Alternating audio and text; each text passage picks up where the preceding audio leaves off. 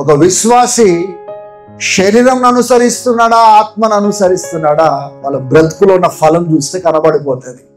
ఒక శరీరానుసారి శరీరాన్ని సమర్థించుకుంటాడు, శరీర సంబంధమైన మాటలే ఉంటాయి, సమర్థించుకునే మాటలే ఉంటాయి. కానీ దేవుని బిడ్డారా, ఆత్మను అనుసరించేవాడు నేను ఇలా నడుస్తాను ఎందుకంటే ఇట్లా దేవునికి మహిమ కలుగుతుంది, నేను ఇలా చేయను ఇట్లా దేవునికి గాయం కలుగుతుంది, ఇలా ఆత్మను అనుసరించేవాడు దేవుని విలువలను అప్హోల్డ్ చేస్తాడు, ఎత్తిబట్టి బ్రతుకుతాడు.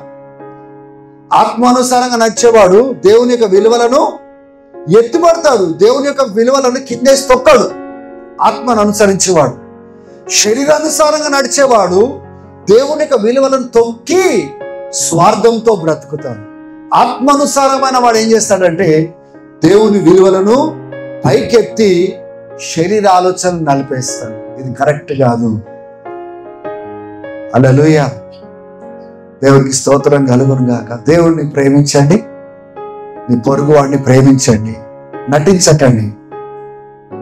ఆమె ఒకరోజు మనమందరము దేవుని ఎదుట నిలబడవలసిన దినము రాబోతా. ఆమె